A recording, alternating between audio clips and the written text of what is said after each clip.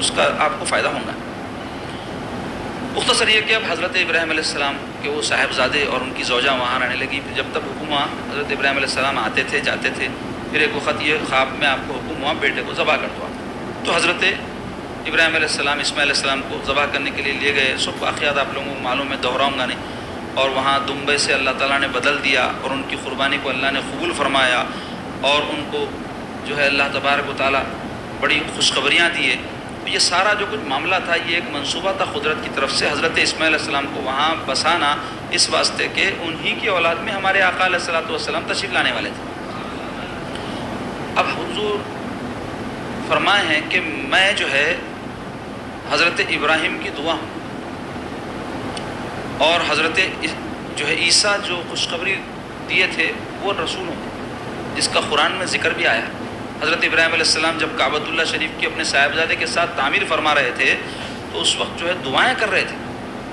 اس میں سے ایک دعا تھی وہ ربنا وبعث فیہم رسولا منہم یتلو علیہم آیاتک ویعلمہم الکتاب والحکمۃ ویزکیہم انک انت العزیز الحکیم۔ اے ہمارے پروردگار مبعوث فرما انہی میں سے، کس میں سے؟ میری نسل میں سے، رسولا منہم، ایک رسول جو انہی میں سے ہو نسبی اعتبار سے۔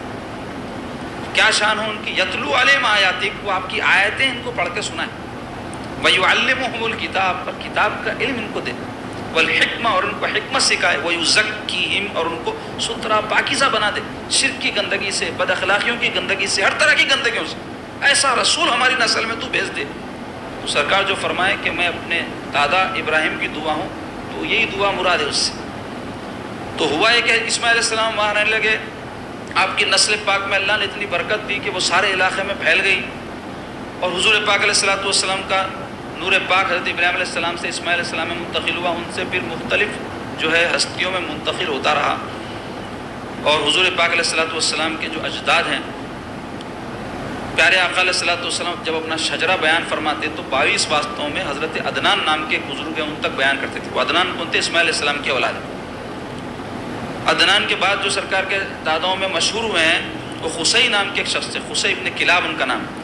یہ وہ شخصیت تھے حضور کے جد امجد ہیں جنہوں نے مکے میں جو قبیلے تھے سارے آپ کے خاندان کے، ان سب کو اکجا کیا تھا، اور دار الندوہ جو ان لوگوں کا پارلیمنٹ تھا مکے کے لوگوں کا، اس کا قیام عمل میں لائے تھے، اور مختلف ذمہ داریاں مختلف قبیلوں میں تقسیم کی تھی آپ نے۔ مکے میں قبیلے کا نظام تھا، دوسرے مقامات پر بڑی بڑی سلطنتیں تھیں، قیصر کی، کسریٰ کی، اور دوسرے مصر میں عزیز مصر، دوسرے ممالک میں مختلف قسم کے بادشاہوں کے القاب تھے اور وہاں ان کی حکومتیں تھیں۔ لیکن یہ جو سرزمین تھی حجاز کی، وہاں پر کوئی بادشاہ کی حکومت نہیں تھی، قبیلوں کا نظام تھا۔ تو یہ خصی کیا کہ وہ پورے قبیلوں کو جمع کرے، بولے لڑنا نہیں، جھگڑنا نہیں، تم یہ ذمہ داری لے لو، تم یہ لے لو، تم یہ لے لو، یہ ذمہ داریاں بانٹ دیے۔ جیسے کسی کو ذمہ داری دی کعبے کی نگرانی آپ کرنا، کسی کو ذمہ داری دی حاجی آئے تو پانی پلانا، کسی کو ذمہ داری دی ہے کہ آپ جھنڈا اٹھانا، جنگوں میں گئے تو، کسی کو ذمہ داری دی ہے کسی کے پاس ہم ایلچی کی حیثیت سے بھیجیں گے تو آپ کے خاندان کا آدمی جانا۔ تو اس طرح مختلف ذمہ داریاں انہوں نے تقسیم کر دی۔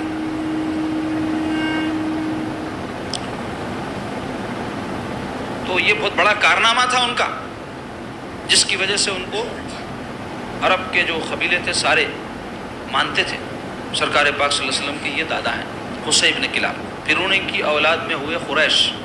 قریش کا نام تو آپ بہت سنے نا، حضور کو قریشی کہتے ہیں، تو قبیلے کا نام ہے بولتے۔ تو یہ نام کیوں پڑا؟ تو بعض کہتے ہیں فہر ابن مالک بول کے حضور کے ایک دادا تھے جو بڑے بہادر اور اپنے مقابل پر ہمیشہ غالب رہنے والے۔ تو یہ قریش جو لفظ ہے اصل میں سمندر کے ایک جانور کا نام ہے، جس کے بارے میں مشہور ہے کہ وہ اتنا بڑا رہتا کہ کوئی مچھلی، کوئی دوسرا جانور اس پر غالب نہیں آ سکتا، انہیں ہر ایک پہ غالب آ جاتا، سب کو نکل جاتا۔ تو چونکہ انہوں بھی بڑے بہادر اور بڑے ذی اثر تھے، اس وجہ سے ان کا لقب پڑ گیا قریش، اور اسی سے یہ قبیلہ قریش مشہور ہے جس کی 10 شاخیں تھیں۔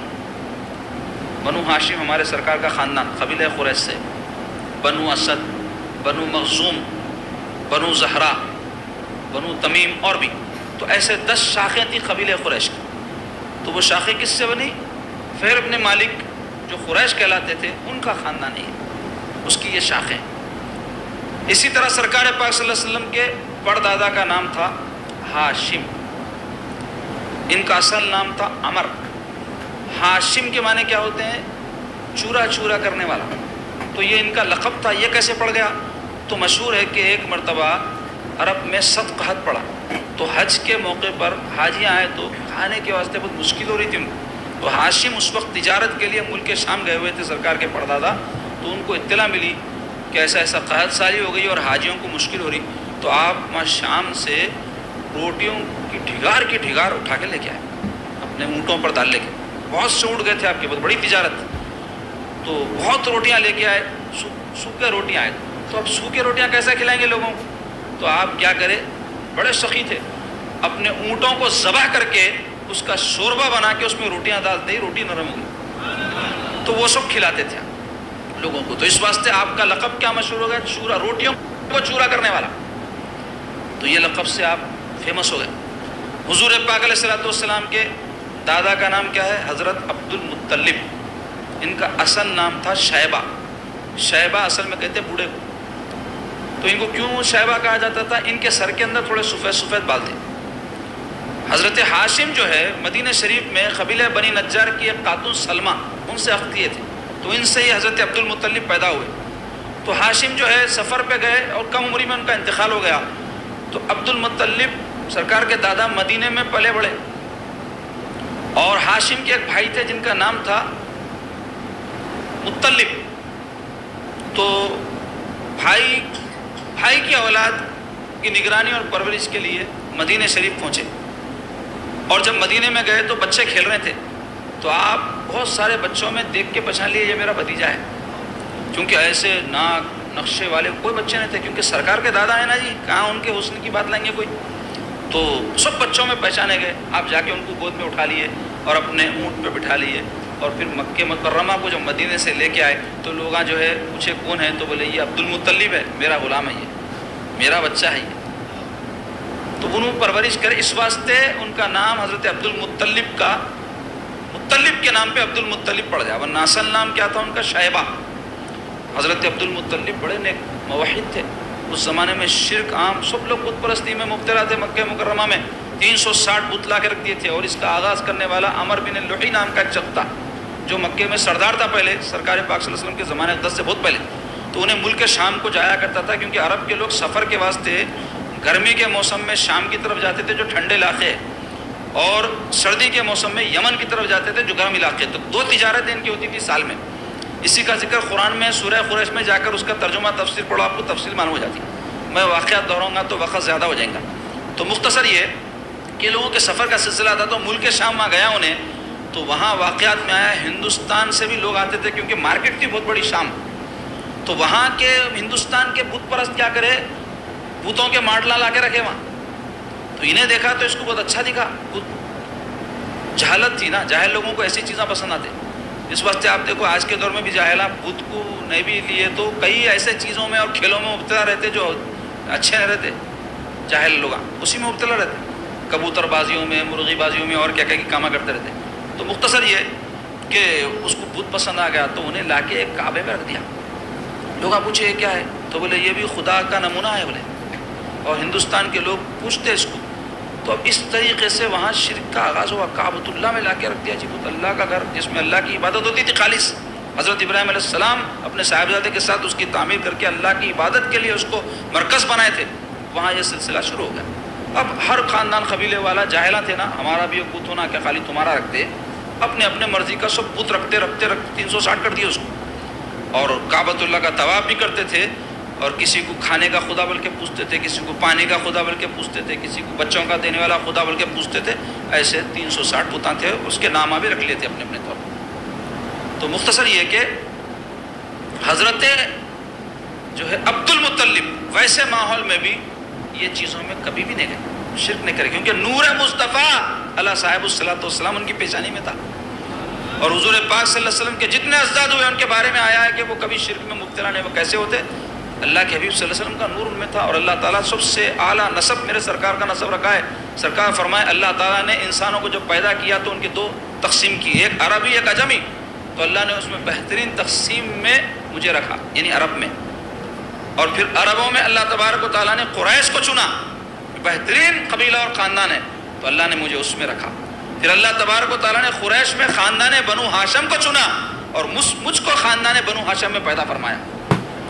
تو نسب کے اعتبار سے سب سے اعلیٰ نسب میرے آقا علیہ الصلوۃ والسلام کا ہے، اور اس حوالے سے معتبر احادیث بخاری مسلم اور ہر حدیث کی کتاب میں موجود ہے. تو حضرت عبد المطلب عبادت گزار تھے اور غار حرا میں جا کے جو ہے عبادت کئی دنوں تک کرتے تھے اور چھلا کشی کرتے تھے، رجوع اللہ ہوتے تھے، اور زنا کرنے پر لوگوں کو آپ جو سزا مقرر کرتے تھے وہ سنسار کرنا، چوری کرنے پر ہاتھ کاٹنا، اور بڑے سخی تھے اور پرندوں کو تک کھلاتے تھے. بلکہ آیا تو آج کل لوگ پرندوں کو کھلاتے باجے نہیں، انسانوں کو نہیں کھلاتے. مگر کئی ایسے بولا نا میں آپ کو کبوتر باز ہے، کبوتروں کو کھلاتا، اماں کو نہیں کھلاتا، بابا کو نہیں کھلاتا.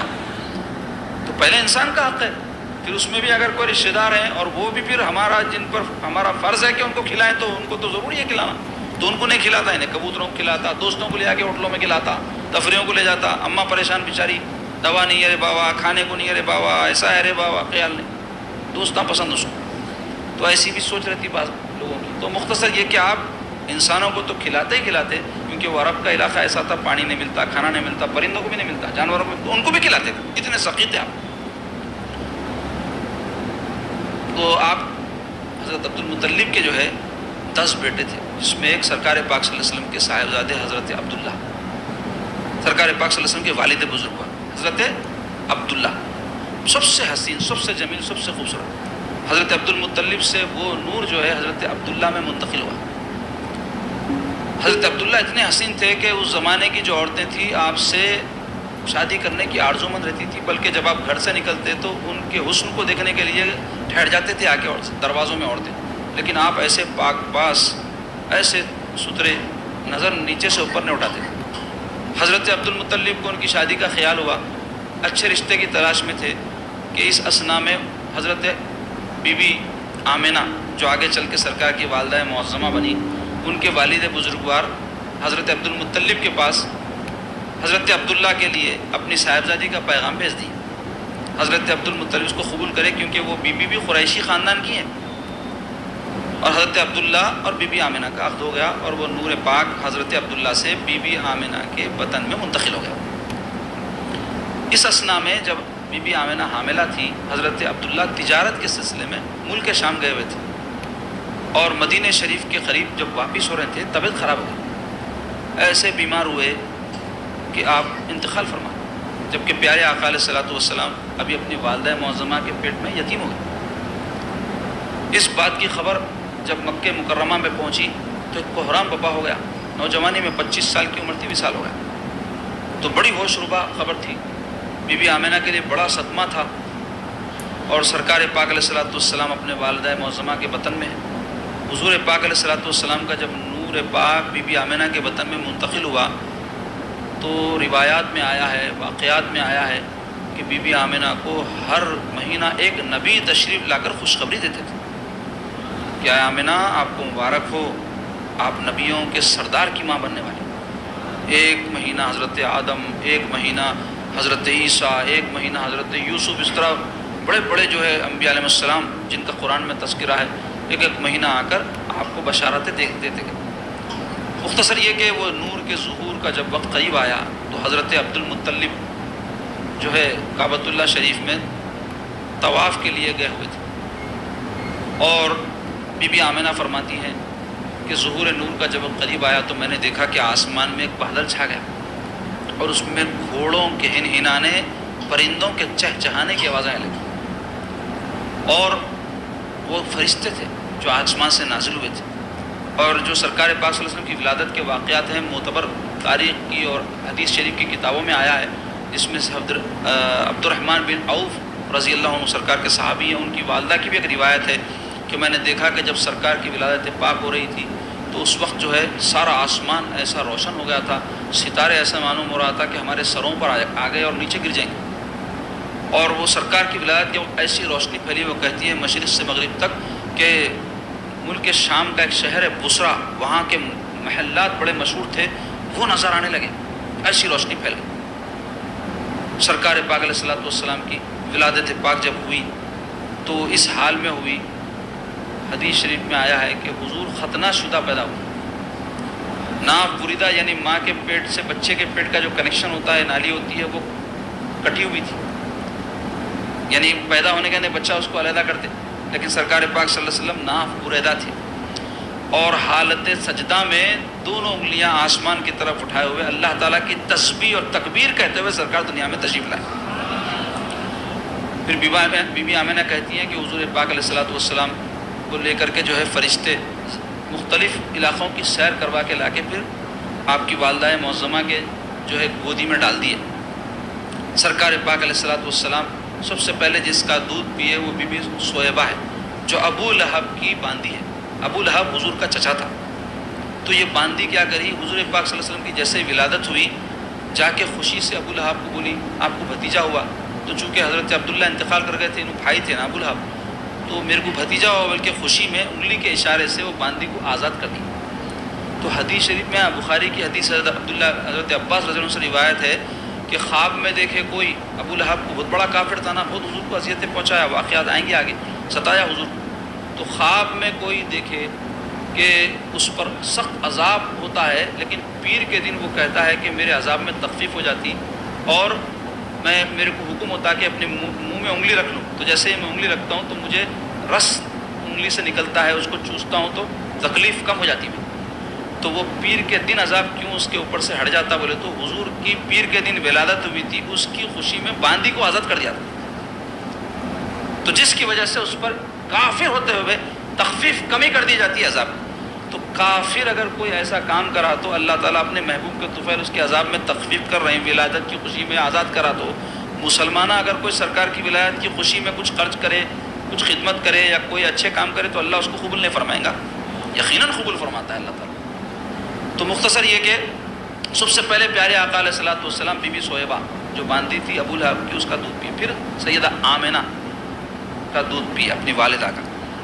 پھر عرب میں دستور تھا کہ بچوں کو اپنے گھر سے دور کہیں صاف شفاف علاقے میں دودھ پی کے بڑے ہونے کے لیے بھیج دیتے تھے، تو وہاں مختلف جو اطراف اکناف کے صاف شفاف علاقے تھے، گاؤں کے جو علاقے تھے، وہاں کی دائیاں آتی تھی، اور یہ مکے میں جو رئیس لوگ رہتے تھے یا شرفا رہتے تھے، ان کے بچوں کو لے جا کے پال پوس کے دودھ پینے کا زمانہ چھوٹ گیا تو لا کے جو ہے چھوڑ دیتے۔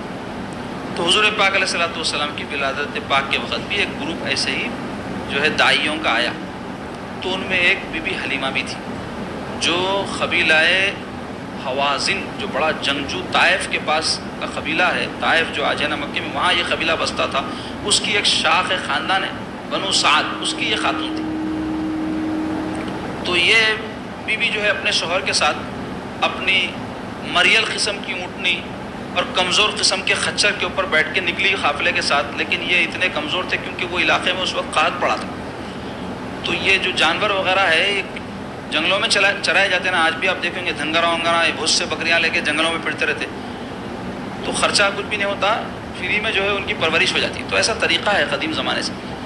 تو وہاں چونکہ قحط پڑ گیا تو اس واسطے انسانوں کو کھانے نہیں رہا، تو جانوروں کہاں سے ملیں گا، تو جانور سارے جو ہے کمزور ہو گئے تھے، تو ایسے کمزور جانوروں پر وہ سفر کرنے نکلی، تو ان کی اونٹنی، ان کا خچر پیچھے رہ گیا، جو قافلے والے تھے وہ آگے پہنچ گئے، اور آنے کے بعد یہاں جو بھی مکے میں شرفا کے، دولت مندوں کے، سیٹوں کے بچے تھے، وہ سب رضاعت کے لیے لے لیے، بچوں کو دودھ پلانے کو رضاعت بولتے، اور یہ لوگ آنے تک سب بچے ختم ہو گئے، صرف حضور پاک صلی اللہ علیہ وسلم کو کوئی اس واسطے نہیں لیا کہ حضور یتیم تھے، یہ سوچ کے کہ ان کے والد نہیں ہیں، اب ان کو ہم لے کے گئے تو ہم کو جیسا خرچہ پانی ملنا ہے ملیں گا نہیں، لہٰذا وہ لوگ حضور کو لینے سے پیچھے ہٹ گئے۔ لیکن خوش قسمتی تھی بی بی حلیمہ کا، لیٹ ہونا ان کی خوش قسمتی بن گیا، کبھی لوگ سمجھتے جلدی پہنچ گئے تو ان کو فائدہ ہوتا، کبھی کسی وجہ سے لیٹ ہو جانا بھی فائدہ کا باعث بن جاتا، مگر ہمیشہ لیٹ نہیں ہونا، ٹائم پہ پہنچنے کی عادت رہنا۔ اللہ تعالیٰ کی طرف سے کوئی ایسی بات ہو گئی تو اس میں بھی کوئی مصلحت رہتی، ورنہ بولیں گے حضرت بولے لیٹ گئے تو فائدہ ہوتا، بول کے مجلس میں لیٹ، آفس میں لیٹ، دکان میں لیٹ بولے تو نقصان ہو جاتا۔ وقت کی پابندی کا ہم کو حکم دیا گیا، لیکن کسی کی قسمت اللہ کو چمکانا ہوتا ہے تو کوئی ایسی اڑچن پیدا کر کے اس کو کچھ عطا بھی کر دیتا، تو کبھی کبھی ہو جاتا، جیسا بی بی حلیمہ کے ساتھ ہوا، ان کا لیٹ ہونا ان کے لیے فائدے کا باعث بن گیا۔ کیونکہ شاید پہلے آتی تو کوئی رئیسوں کے بچوں کو لے جاتی، مال و متاع دنیاوی مل جاتا، اخروی نعمت سے محروم ہو جاتی جو سرکار پاک صلی اللہ علیہ وسلم کی خدمت کی نعمت ہے، تو وہ ان کو نصیب ہوئی لیٹ ہونے کی وجہ سے۔ تو جب پہنچی تو سب بچے دوسرے لے لیے تھے، ان کو پتہ چلا کہ خالی ایک یتیم بچہ ہے جن کا نام محمد ہے، کیونکہ حضور پاک صلی اللہ علیہ وسلم کی ولادت کے بعد بعض روایت میں آپ کے دادا حضرت عبد المطلب آپ کا نام محمد رکھے، حضور سے پہلے کسی کا نام کائنات میں محمد نہیں ہوا۔